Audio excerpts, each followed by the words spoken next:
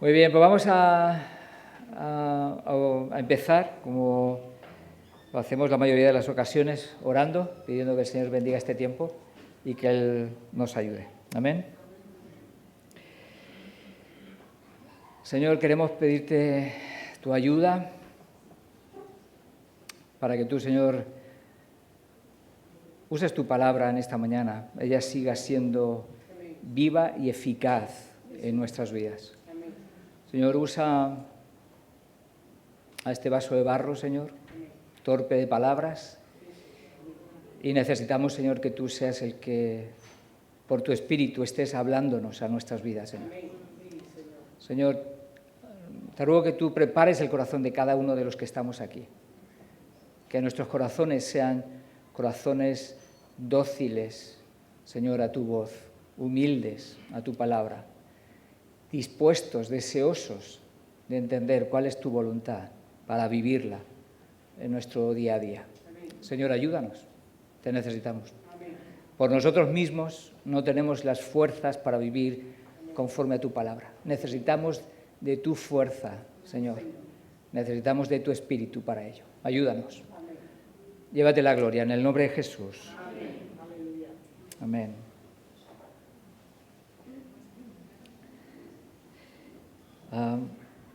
La vida no es fácil, hay muchas dificultades, momentos complejos, situaciones que no entendemos y en muchas ocasiones la vida se torna compleja y difícil.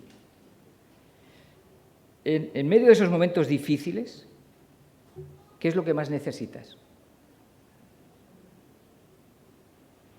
¿Qué es lo que más nos hace falta?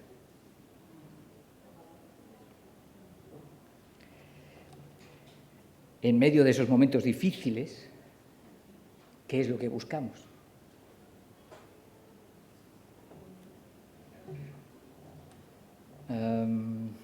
Hay un texto que me gustaría que viéramos en esta mañana, que va a tratar de respondernos a preguntas como esta. Es un texto del libro de Lamentaciones. El libro de Lamentaciones es un libro donde básicamente lo que encontramos son 5 poemas marcados por el lamento, especialmente el 1 y el 2. Pero hay un pasaje enclavado en el centro de este libro, en el capítulo 3, donde nos va a presentar un rayo de esperanza en medio del lamento del propio profeta y en medio de la realidad que él estaba viviendo. El libro de Lamentaciones, lo que está haciendo es narrar el dolor del profeta Jeremías, porque la mayoría de los eruditos entienden, o por lo menos los conservadores, que Jeremías era el autor de este libro, el profeta Jeremías. Jeremías lo que estaba era contemplando, de hecho en la Septuaginta, que es una traducción que hay, que se hizo por parte de líderes judíos, maestros judíos, tradujeron lo que era la Biblia sobre el siglo III a.C., tradujeron lo que era la Biblia hebrea, ¿vale? La tradujeron al griego para poder hacer que tuviera más difusión y más distribución, la palabra de Dios. Pues lo que consiguieron es traducir todo el Antiguo Testamento al griego, del hebreo. En el libro de Lamentaciones, esta Biblia indica que era Jeremías el autor. Y evidentemente eso es una razón importante para seguir creyendo y confiando que Jeremías es el autor. La propia carta no dice quién es el autor, ¿vale? No lo dice, pero que evidentemente pues hay esas indicaciones que pudiera ser evidentemente Jeremías. De hecho, Jeremías también vivió todo ese momento. Él no llegó a la deportación babilonia porque lo que está narrando el libro de Lamentaciones es la destrucción de Jerusalén. O mejor dicho, narrando no, está doliéndose por la destrucción de Jerusalén y por la deportación de los judíos a Babilonia por los ejércitos de Nabucodonosor.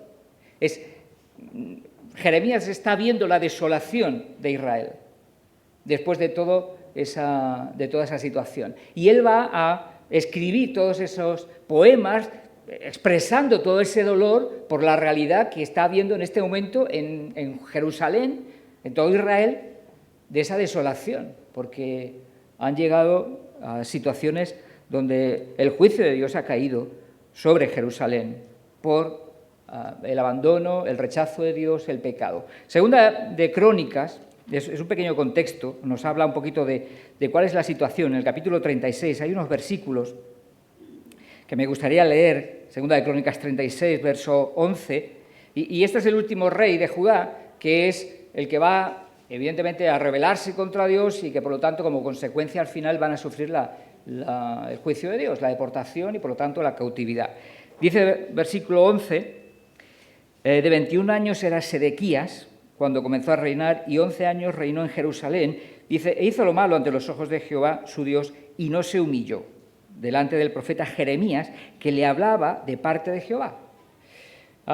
Se rebeló a sí mismo contra Nabucodonosor, al cual había jurado por Dios, y endureció su cerviz y obstinó su corazón para no volverse a Jehová, el Dios de Israel. Una rebelión tremenda en el rey de Israel.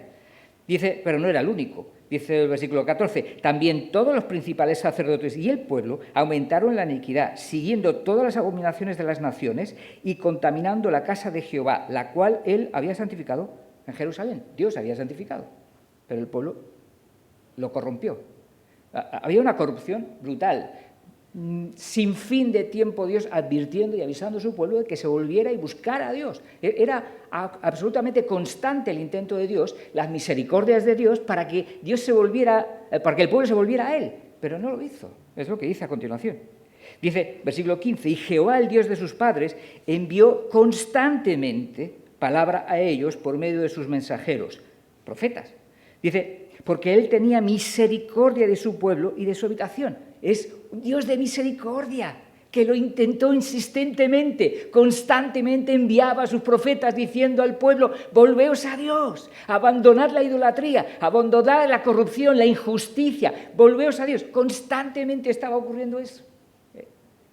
Ocurrió con Israel, el reino del norte, los asirios vinieron y los deportaron. Llegaba el momento en el que ocurría también con Judá. Judá había tenido tremendas también oportunidades para volverse a Dios, pero no quisieron. 16, mirad la respuesta de ellos, a tanta misericordia de Dios y respuesta de Dios. Dice, mas ellos hacían escarnio de los mensajeros de Dios, se burlaban, y menospreciaban sus palabras, burlándose de sus profetas hasta que subió la ira de Jehová contra su pueblo y no hubo ya remedio. Colmaron su maldad y evidentemente Dios respondió. Y vamos a ver que este libro está narrado, está escrito, contemplando esa situación, teniendo en cuenta las consecuencias de la rebelión de su pueblo y que evidentemente pues Dios envía a los ejércitos babilónicos también para mostrarles también la disciplina que Dios envía sobre su pueblo. Una de las cosas que vamos a ver en este texto es que esa disciplina que Dios envió no era para destrucción. Sería un instrumento para restauración más tarde. De hecho, ¿qué es lo que ocurrió más tarde? 70 años después. Hay un rey persa que lo que hace es que quiere que haya un templo en Jerusalén. Si estamos en el mismo versículo, capítulo 36, en el versículo 22 dice, mas el primer año de Ciro, rey de los persas, para que se cumpliese la palabra de Jehová por boca de Jeremías, Jehová despertó el espíritu de Ciro, rey de los persas, el cual hizo pregonar de palabra y también por escrito por todo su reino, diciendo, así dice Ciro, rey de los persas, Jehová, el Dios de los cielos, me ha dado todos los reinos de la tierra y él me ha mandado que le edifique casa en Jerusalén, que está en Judá, quien haya entre vosotros de todo su pueblo, sea Jehová su Dios con él y suba. Dios estaba disciplinando a su pueblo, es cierto, pero todo fue para restauración posterior, para enseñar lecciones a su pueblo que su pueblo no debía olvidar. ¿Qué ocurrió luego? Vienen Esdras, Zorobabel primero, Esdras y Nehemías. Reconstruyen el templo, reconstruyen las murallas y de nuevo empiezan a servir al Señor. Y al final tenemos que contemplar esta realidad desde esa perspectiva que quizás, evidentemente, no era muy consciente Jeremías, aunque tenía conciencia de lo que estaba ocurriendo y de lo que iba a venir, porque él también está profetizando sobre los 70 años. Pero nosotros tenemos un privilegio, lo podemos ver con retrospección, ¿verdad? Vemos las cosas después, que ya han pasado, y eso nos da una oportunidad que no tenían ellos. Y este texto en el que vamos a meditar en esta mañana, lo que está haciendo es viendo precisamente la reacción de Jeremías en medio de toda esa situación y cómo en medio de toda situación hay ciertas verdades que él aplica en su vida y que son necesarias para nosotros también poder aplicar en medio de las diferentes circunstancias dolorosas, difíciles de nuestras propias vidas. Y eso es lo que me gustaría que aprendiéramos por la palabra, y hay lecciones tremendas que el Señor me estaba hablando también al leer este texto. Vamos a leerlo, si os parece. Jeremías capítulo 3 es el texto que vamos a ver a partir del verso 19. Perdón, que he dicho Jeremías, no, Lamentaciones. El profeta es Jeremías, pero el libro es Lamentaciones. Dice Lamentaciones 3, 19, dice, acuérdate de mi aflicción. Voy a leer desde el 18, así nos da un poquito más de idea. Y dije, perecieron mis fuerzas y mi esperanza en Jehová. Después, si tú lees los capítulos 1, 2 y 3, vas a ver el lamento por la realidad de desolación absoluta que hay en Jerusalén. Todo derruido, ciudad destruida, murallas destruidas, templo destruido, todo destruido. Pueblo desaparecido, ya no había, lo que habían quedado eran los más pobres de Israel. La gente que tenía cierta habilidad y capacidad habían sido deportados por los babilonios para usarlos en sus tierras. Jerusalén se ha quedado desierta y derruida, todo ruinas. Y eso es lo que está viendo el profeta cuando está mirando y cuando está escribiendo. Pero hay un momento en el que, en medio de su desolación, el profeta Jeremías encuentra esperanza. Y son estos versículos los que vamos a ver ahora. Versículo 19. Dice, acuérdate de mi aflicción y de mi abatimiento, del ajenjo y el hiel. Lo tendré aún en memoria, porque mi alma está abatida dentro de mí. Esto recapacitaré en mi corazón, por lo tanto esperaré.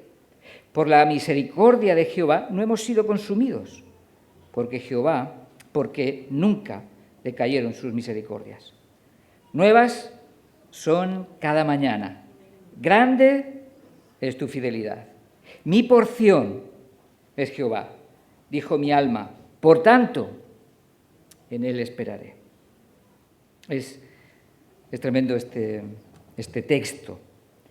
Una de las cosas que hace después de estar lamentándose en todos los versículos anteriores, va y separa. Hay un antes, un poco después, aquí en el momento y en la reflexión de Jeremías. Dice, ¿a quién le está hablando ahora? Acuérdate de mi aflicción. Ahora se dirige a Dios. Ya no solo está hablando de la realidad que está sufriendo, de toda la realidad que está viendo. Se para y mira al Señor en medio de su aflicción. En medio de su aflicción, ¿qué es lo que hace?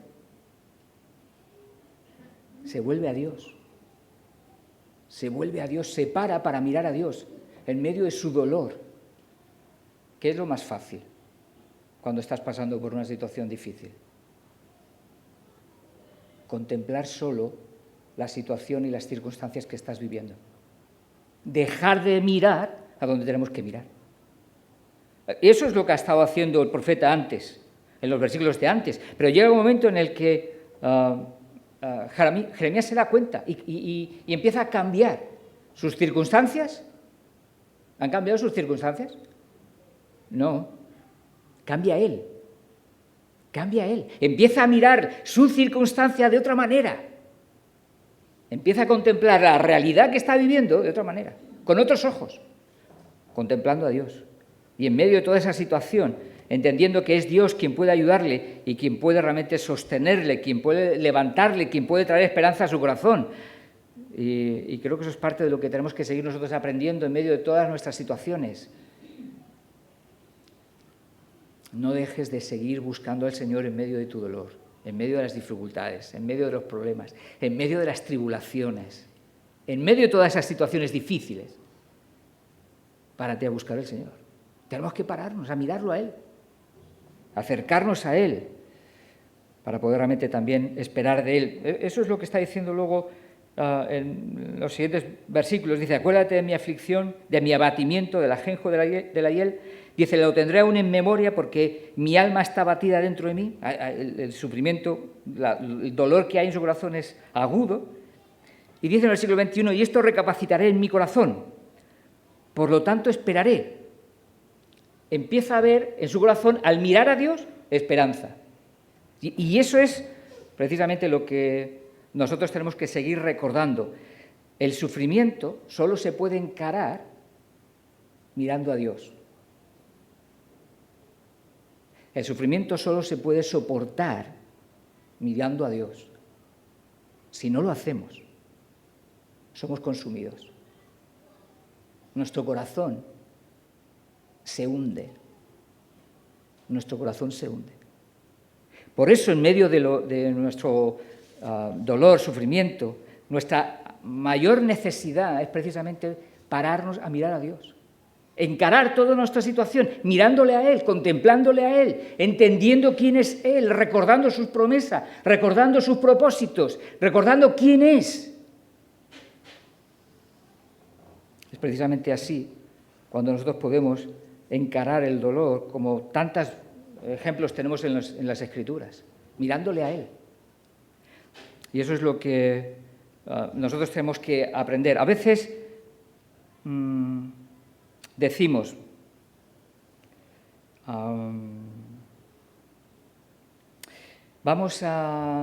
cuando quizás estamos en la iglesia y nos reunimos y decimos, deja tus problemas en la calle, fuera de la puerta.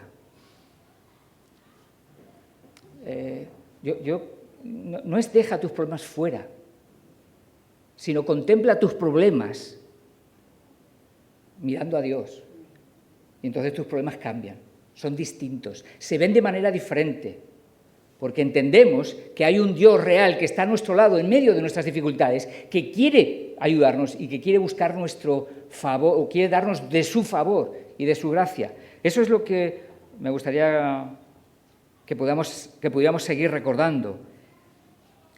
El sufrimiento solo se puede soportar mirando a Dios. Esa es la primera lección que está aprendiendo o que está enseñándonos el profeta aquí. Y va a decir algo, me parece al principio me parecía un poco extraño. ¿Qué quiere decir con esto? En el versículo 21 dice, en esto recapacitaré en mi corazón, por lo tanto esperaré. Y al principio estaba pensando, ¿qué eso de recapacitar? ¿De qué está hablando ahí? ¿A qué se está refiriendo el profeta? Bueno, el profeta lo primero que está queriendo decir es que había algo en lo que meditaba, en lo que recapacitaba, había algo en lo que centraba su pensamiento, ¿vale? No era en sus circunstancias. No era en lo que estaba sufriendo. No era en su problema, no era en su necesidad, no era en su dificultad, en lo que estaba meditando y en lo que estaba centrando su pensamiento. Entonces, ¿qué es? En Dios. ¿Por qué lo sabemos? Por lo que viene a continuación. Dice, y esto recapacitaré en mi corazón, por lo tanto esperaré. Había algo que le provocaba esperanza. Había algo que le provocaba esperanza. ¿Qué era eso? Lo que viene a continuación, versículo 22. Por la misericordia de Jehová no hemos sido consumidos, porque nunca decayeron sus misericordias. Hay algo que le estaba haciendo, en lo que estaba recapacitando, en lo que él se daba cuenta que tenía que centrar su mente, y era precisamente en la promesa de Dios para con su vida, en las misericordias de Dios para con su vida. Y eso es lo que nosotros también tenemos que seguir recordando. El profeta está diciendo, por la misericordia de Jehová no hemos sido consumidos. Por la misericordia de Jehová no hemos sido destruidos, aniquilados, exterminados. Que Dios lo podía haber hecho. Y hubiera sido justo. Pero por su misericordia, por su profundo amor, su bondad, para con su pueblo, no lo ha hecho. Y no lo hace porque evidentemente hay un profundo y genuino amor por su pueblo. Dios otorga su amor de una manera que nosotros nos cuesta entenderlo. Nos cuesta entenderlo. Porque mira la característica de lo que está hablando, porque esa misericordia al final es una bondad, es una compasión, ¿vale? Es una ternura incluso con su pueblo, es lo que está tratando de expresar, y es lo que está diciendo el salmista. Dice, por la misericordia de Jehová no hemos sido consumidos, porque nunca decayeron sus misericordias. Al final lo que está tratando de comunicar es que su amor es un amor que no cambia, que no termina, que no tiene fin, que no va a cesar. Como dice el himno, ¿os acordáis de ese himno? El gran amor del Señor nunca cesa. Esa es una de las verdades que está queriendo comunicar aquí también Jeremías. El gran amor del Señor nunca cesa, a pesar de la disciplina que estaba viviendo Jerusalén y todo Israel. Pero en todo ello, Dios no ha dejado de seguir amando a su pueblo, no lo ha dejado, a pesar de la disciplina. Y Jeremías está queriendo resaltar eso. Sus misericordias nunca decayeron, nunca han dejado de ser. Como dice 1 Corintios 13, ¿verdad? El amor nunca deja, nunca se acaba, nunca se agota, no termina, no tiene fin. Eso es lo que quiere decir Jeremías aquí, cuando está resaltando que sus misericordias nunca decayeron, nunca. Y eso es precisamente a lo que se está agarrando el profeta en este momento. Quiere reconocer y recordar que Dios es precisamente el Dios que, a pesar de la disciplina y juicio que ha caído sobre sus vidas, sigue amándoles y buscando su bien en medio de toda esa situación. ¿Recordamos algún texto de disciplina? En Hebreos, por ejemplo, 12. Que Dios, al que ama, disciplina, dice Hebreos. Y lo hace precisamente por amor. Y lo estaba también haciendo en este momento. Todo eso que estaba ocurriendo en Israel era también precisamente una expresión de su amor. Y una de las cosas que podemos preguntarnos es, ¿por qué no deja de ser el amor de Dios para con su pueblo? ¿Por qué sigue? ¿Por qué perdura? ¿Por qué no cesa? Porque fue un pacto que Dios ha establecido con su pueblo. Fue un compromiso que Dios estableció con Israel y que iba a amarlo eternamente. Y que ese amor no iba a estar dependiendo de emociones o circunstancias, sino de su compromiso de amarle, cuidarle y bendecirle. Eso es lo que encontramos en Hebreos, por ejemplo, en el capítulo 6, y se nos habla precisamente sobre ese pacto de parte de Dios. Versículo 16 del capítulo 6 de Hebreos dice, porque los hombres ciertamente juran por uno mayor que ellos, y para ellos el fin de toda controversia es el juramento para confirmación. El juramento es la manera en la que se sella un pacto y en la que evidentemente pues, se confirma una decisión.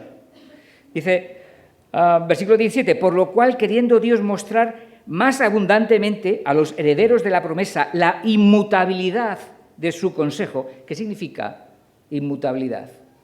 Estudiantes. Que no cambia. Su determinación, su pacto, su compromiso no cambia. Es eterno. Es lo que está diciendo Hebreos, el autor de Hebreos. Dice, interpuso juramento para que por dos cosas inmutables, en las cuales es imposible que Dios mienta, tengamos un fortísimo consuelo los que hemos acudido para asirnos de la esperanza puesta delante de nosotros. Lo que está diciendo el autor de Hebreos es que tenemos que tener la absoluta garantía de que Dios es fiel a su compromiso con nuestras vidas. Por su promesa y por su juramento. Dos cosas inmutables. Y Dios ha decidido mostrar precisamente esa garantía para con nosotros, para que su pueblo, un pueblo que además Hebreos era una carta en la que está siendo dirigida a creyentes que están siendo perseguidos en la época en la que está escribiendo el autor, la iglesia primitiva, siendo perseguidos y algunos están alejándose del Señor. En medio de esa situación le está diciendo, Dios sigue amándoos, en medio de todo el sufrimiento que podáis estar pasando. Dios sigue siendo fiel a su pacto, Dios no nos va a dejar, Dios no se ha cansado de nosotros, Dios sigue siendo fiel. Y Dios estaba mostrando lo que es el verdadero amor. Un amor que no está fundado en emociones ni en circunstancias, sino que está fundado en ese pacto, en ese compromiso. Por eso, ese amor nosotros lo podemos aplicar en nuestras vidas y por ello el Señor nos llama a amar incluso a nuestros. ¿Sabéis por qué? Porque el amor verdadero no está basado en sentimientos ni en circunstancias, sino en el compromiso de seguir a Jesús, en la entrega de vivir para Él, en el conocimiento de un Dios vivo y verdadero, que transforma nuestras vidas y nos hace vivir de una manera nueva y fresca. Eso es lo que nosotros podemos aplicar a nuestras vidas, porque evidentemente la teología se aplica a nuestras vidas. El carácter de Dios lo podemos aplicar a nuestras vidas, debemos hacerlo. Y estamos aprendiendo precisamente a que amar está por encima de nuestros sentimientos. De hecho, el problema está hoy en día, en nuestros días, en que generalmente cuando hablamos de amor se comprende o se entiende como sentimientos, como emociones. La mayoría de la gente, a veces hasta nosotros mismos tenemos esa manera de verlo, pero la sociedad que nos rodea, básicamente el amor es un puro sentimiento. Por eso muchas veces gente dice, ¿cómo? Se me acabó el amor, ¿no? Ya no siento amor. Esa es otra de las expresiones que la gente dice. Porque el amor está fundado en sentimientos, en emociones. Cuando se acaba el amor, ¿sabes qué viene? ¿Qué llega? En un matrimonio, claro. El divorcio. ¿Qué es lo que está enseñándonos aquí también Jeremías con toda esta realidad que él está viviendo, con todo lo que está diciendo? Que el amor verdadero es aquel que se mantiene a pesar de los pesares. El amor verdadero es aquel que ama aun cuando no se es correspondido. Por eso, el cristiano puede amar incluso al que no le corresponde, sino que le odia. Y puede amarlo. El amor auténtico no es mero sentimiento, sino es un compromiso. ¿Cuántos estáis aquí casados? Levantáis así la manita un poquito. ¿Cuántos estáis aquí casados? Vale. ¿Quién se acuerda del día de la boda? ¿Alguno se acuerda todavía o...? ¿Sí? ¿Os acordáis? ¿Os acordáis lo que prometisteis? ¿Te acuerdas, Elena? Más o menos. ¿Sí? Vosotros dijisteis algo así como que te amaré si tú me amas. Te seré fiel si tú me eres fiel. ¿Dijisteis algo así en vuestros votos? ¿Alguien lo dijo? ¿Qué dijisteis?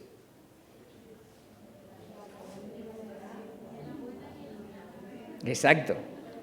A pesar de, y en cualquier situación, a pesar de, te seguiré siendo fiel, te seguiré amando. No hay un sí condicional en nuestros votos en el modo a la hora del casamiento.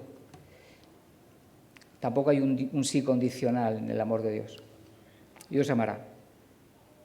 Dios nos amará, siempre. Y evidentemente eso es lo que está queriendo también recordar aquí, que a pesar de todo lo que estaba ocurriendo, Dios seguía amando a su pueblo. Dios seguía buscando el bien de su propio pueblo, aunque tuviera que pasar por ahí.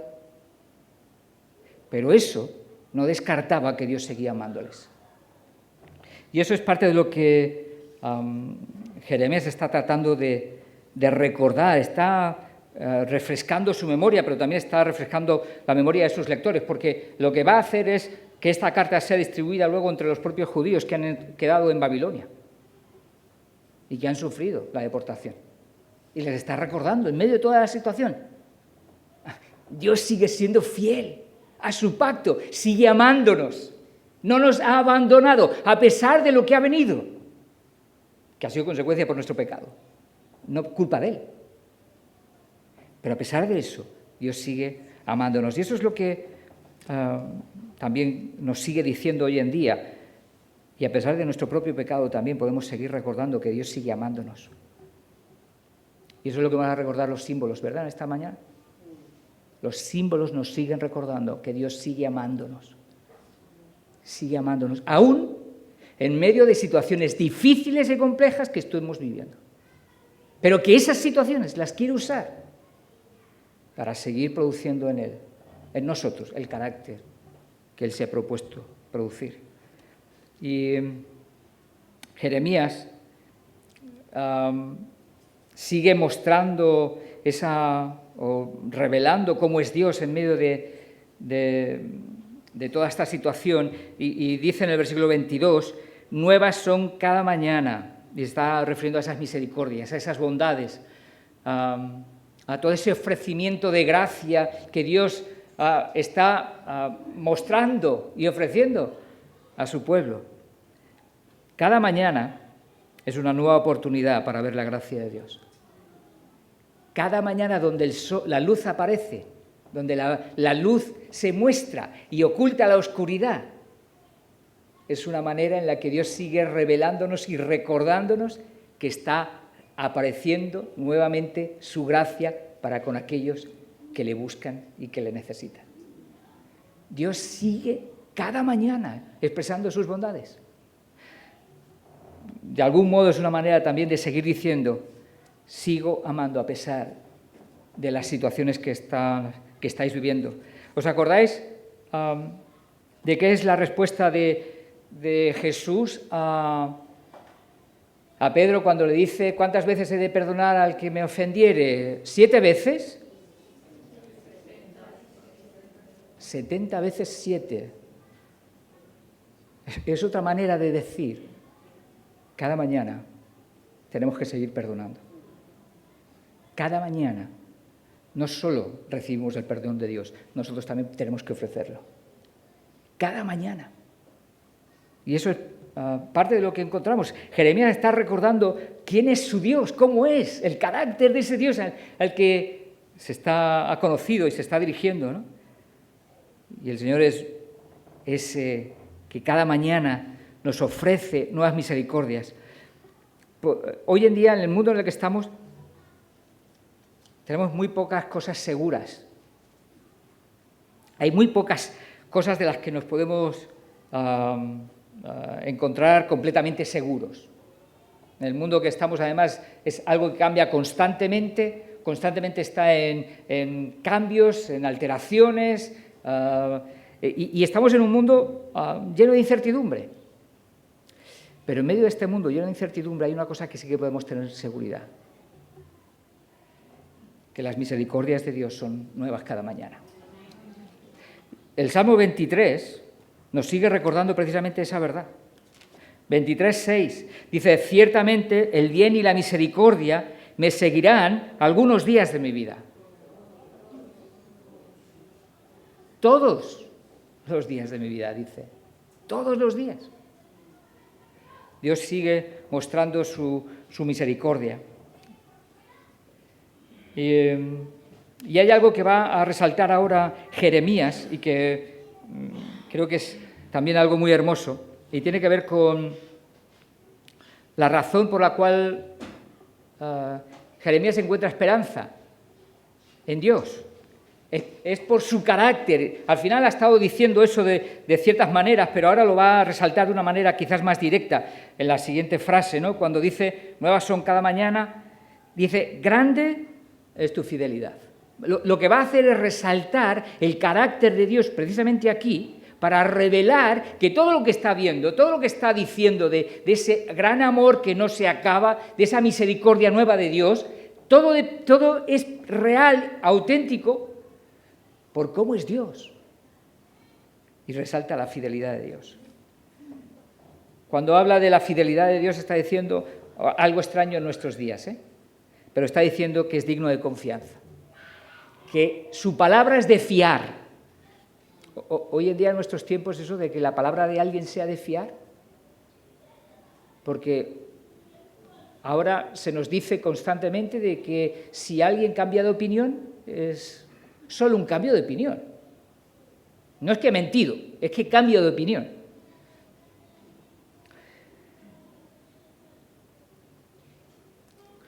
Dios no cambia de opinión. Dios se mantiene firme en lo que ha prometido y en lo que ha dicho, por la eternidad y para la eternidad. Y esa es precisamente una de las señales que nosotros podemos seguir recordando. Dios es fiel, es digno. Dios no va a cambiar. Nosotros cambiamos. Y necesitamos cambiar. Pero Él no. Él es fiel e inmutable a todo lo que ha dicho. Y creo que esa es la razón por la cual también Jeremías está recordando y está disfrutando que las misericordias de Dios siguen derramándose para con ellos, para con su pueblo, para con aquellos que le buscan. Y Dios es fiel y por eso precisamente espera en Él, en sus misericordias. Dios es fiel y espera en sus misericordias. Hay una realidad importante que me gustaría aquí recordar.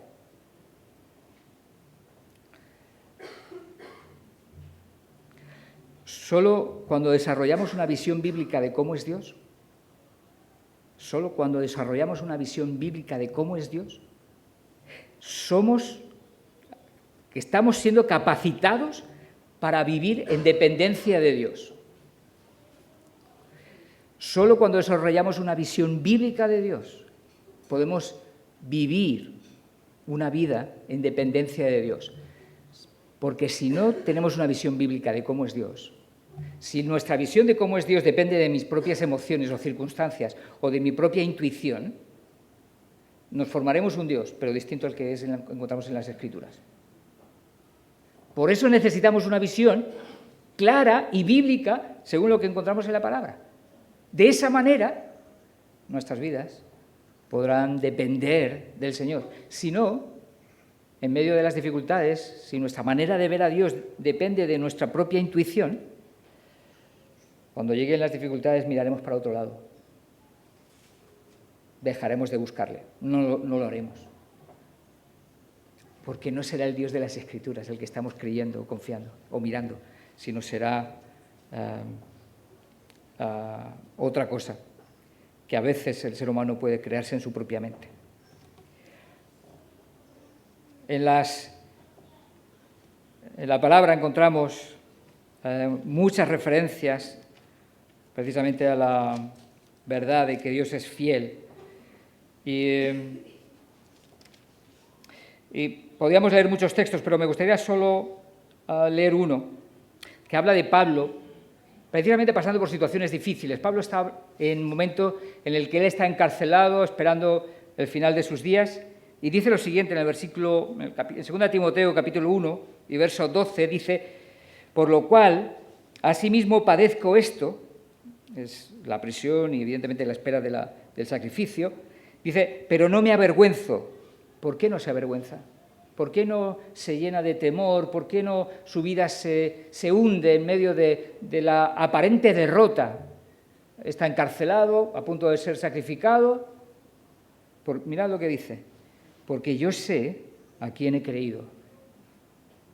Porque yo conozco a mi Dios.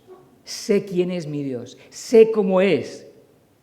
Y puedo esperar en Él. Y puedo confiar en Él.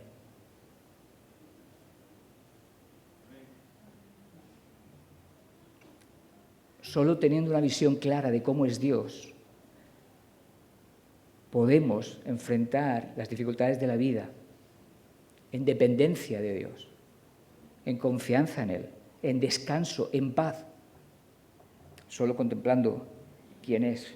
Y eso es lo que está haciendo Pablo en este momento. Dios es fiel siempre, siempre, o es fiel más o menos. Dios es fiel 100%, y siempre, y siempre. Y el texto que estamos meditando esta mañana, donde nos habla precisamente de esas maneras de afrontar el dolor y el sufrimiento en nuestras vidas, nos va a terminar con este versículo 24, y que dice lo siguiente, dice, mi porción es Jehová, dijo mi alma, por tanto, en Él esperaré. ¿Qué significa eso de mi porción es Jehová? ¿Qué quiere decir? ¿Qué está tratando de resaltar aquí el profeta? Bueno, tiene que ver con una promesa que se le hizo a los levitas. Los levitas eran una de las tribus de Israel, ¿vale? Era una de las tribus de Israel. Los levitas, de la tribu de los levitas, salen también ¿quiénes? Los sacerdotes, ¿vale? Porque eran, evidentemente, la tribu de Aarón, y Aarón era precisamente, la tribu no, el pueblo, la familia de Aarón, y salen de los levitas. Los levitas, en general, eran hombres destinados al cuidado del templo, del tabernáculo en su día, del canto, de toda una serie de funciones dentro de los servicios del templo y del tabernáculo. Dentro de esos, levitas sacaron a la familia de Aarón, que serían los sacerdotes. ¿Vale? Ahora, a la tribu de Leví se le hizo una promesa. ¿Alguien se acuerda qué promesa se le hizo a la tribu de Leví? Distinta al resto de las promesas que se le otorgó al resto de las tribus. ¿Cómo? ¿Sí? ¿De qué manera? Vas bien caminada, María. ¿Se le prometió tierra a Leví? ¿Qué se le prometió? Todas las demás tribus iban a tener su territorio, su tierra, iba a ser su tesoro. Pero había una tribu especial que no iba a tener terreno, que no iban ellos a poder producir su propio alimento, sino tenían que depender de ¿quiénes? Del resto de las tribus. Y el Señor les dice, vamos a leerlo, de Deuteronomio capítulo 10, el Señor les dice algo hermoso. 10, versículo 8 y 9, vamos a leer. Dice, en aquel tiempo apartó Jehová a la tribu de Leví, para que llevase el arca del pacto de Jehová, para que estuviese delante de Jehová, para servirle y para bendecir su nombre hasta hoy. Por lo cual Leví no tuvo parte ni heredad con sus hermanos. Jehová es su heredad. Jehová es su heredad. Como Jehová, tu Dios, le dijo. Su especial tesoro no iba a ser la tierra, iba a ser Dios mismo. Jeremías está diciendo aquí, que su especial tesoro, en medio de toda la situación que le rodea, es Dios.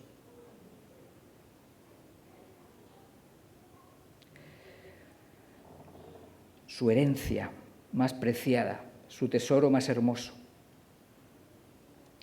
Los levitas podían decir, los demás pueblos, las demás tribus decían, a mí me tocó la tierra de Jerusalén, a mí me tocó la tierra de Galilea, o las que fueran.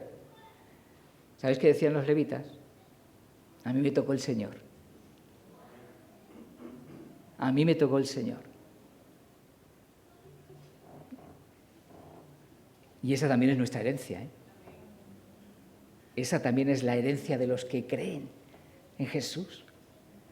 Él es nuestra porción, Él es nuestra herencia, Él es el tesoro más grande que podemos tener. Eso es lo que encontramos en los Salmos.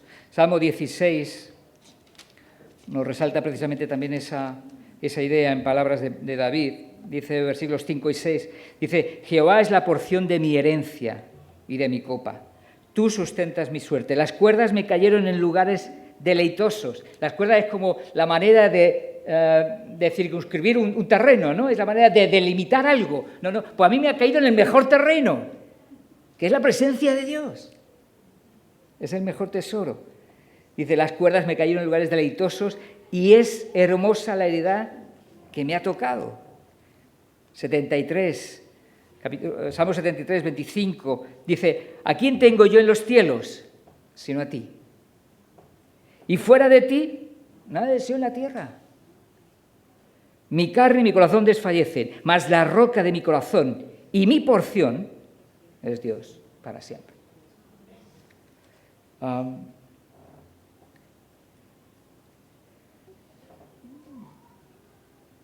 Esto implica para nosotros que Dios tiene que ser, para nosotros, nuestro mayor tesoro. Más grande que cualquier herencia. Más grande que cualquier posesión. Más grande que cualquier esposa, esposo, hijos. En la medida que Dios es lo primero en mi vida, nosotros contemplamos la vida de otra manera. La vida se encara de otra manera. El dolor y el sufrimiento se encara de otra manera. Y Dios nos está recordando precisamente eso. Él quiere ser el todo de nuestras vidas, la fuente de todo bien para nuestras vidas. O como dice Colosenses, estamos medio completos en Él. No, dice que estamos completos, 100%. Hay una canción que la cantamos. Se llama Jesucristo basta. Esa es la idea cuando decimos Jehová es mi porción. Cuando cantes la canción, piensa en esto. ¿Estás diciéndole al Señor? Señor, lo más importante en mi vida eres tú. Me puede faltar todo, pero tú no. Mi auténtica y mayor necesidad eres tú. Aún me quede solo en este mundo. Pero si te tengo a ti, tengo todo.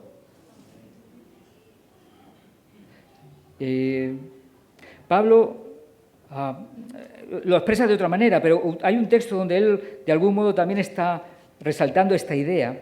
En 2 Corintios 12, 9. Lo dice con otras palabras, pero más o menos es lo que viene a decir es que Dios es suficiente para él. En medio de cualquier situación que esté viviendo, en medio de cualquier tribulación, aflicción, dificultad que esté viviendo, Dios es suficiente para su vida. Y mirad cómo lo dice Pablo. Son palabras del Señor, el Señor le dice, ¿no? Dice respecto a, voy a leer desde el 8, dice respecto a lo cual 3 veces he rogado al Señor que lo quite de mí. El Señor le está pidiendo, quítame este aguijón, no lo hace. Y el Señor le dice, Y me ha dicho el Señor, bástate mi gracia, porque mi poder se perfecciona en la debilidad.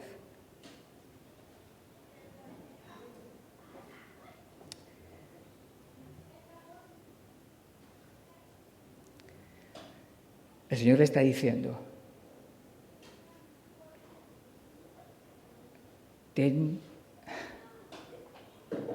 tenme por suficiente en medio de tu situación. Es como decirle, en medio de todo lo que estás sufriendo y padeciendo, en medio de la situación que estás viviendo, que ahora quieres que desaparezca, recuerda que yo basto y soy suficiente para poder ayudarte a vivir en medio de esa situación, dependiendo de mí, descansando y encontrando descanso en mí.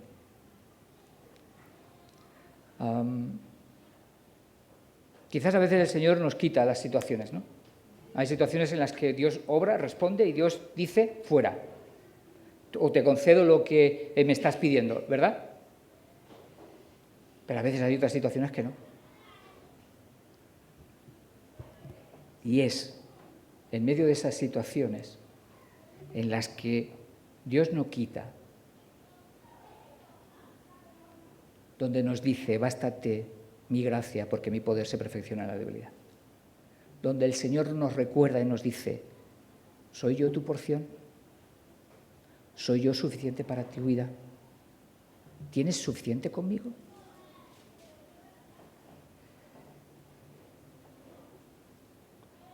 El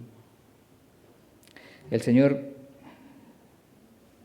nos ha mostrado eso de tantas maneras. ¿Os acordáis de José? Voy a leer un versículo de Génesis, capítulo 39, para terminar. Pero José es vendido por sus hermanos, es vendido por estos buenos hermanos suyos. Y él sufre, es llevado a Egipto, es vendido, y dice en el versículo 2 del capítulo 39 de Génesis, que en medio de su dolor, dice, mas Jehová estaba con José, y fue varón próspero, y estaba en la casa de su amo egipcio.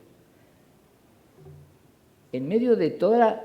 ¿Vosotros habéis pensado el dolor que tiene que haber sido el hecho de que le dijeran a su padre que había sido asesinado, que él lo había vendido, sus propios hermanos lo traicionaban, todo lo que eso significaba? Pero José seguía confiando en su Dios. Luego más adelante, cuando también vemos en el mismo capítulo el engaño de Potifar, de nuevo se lee la misma idea. Y el Señor y Jehová estaba con José. Lo cual está revelando también esa actitud del corazón de José, por el cual está diciendo, Dios es mi porción, aún en medio de mi dolor, aún en medio de situaciones incomprensibles, aún en medio de situaciones dolorosas.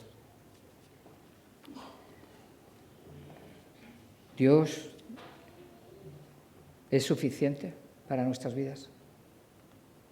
Que el Señor nos ayude a que Él sea suficiente, a que baste, que como cantamos, y vamos a cantar ahora dentro de un rato, Jesucristo basta. Jesucristo basta. Y que Dios se lleve la gloria en nuestras vidas, que podamos decir, Jehová es mi porción, en Él esperaré. Amén. Señor, gracias por tu palabra. Gracias, Señor, por bendecirnos. Y gracias por mostrarnos ejemplos en medio de momentos difíciles de la vida, en los momentos complejos de la vida.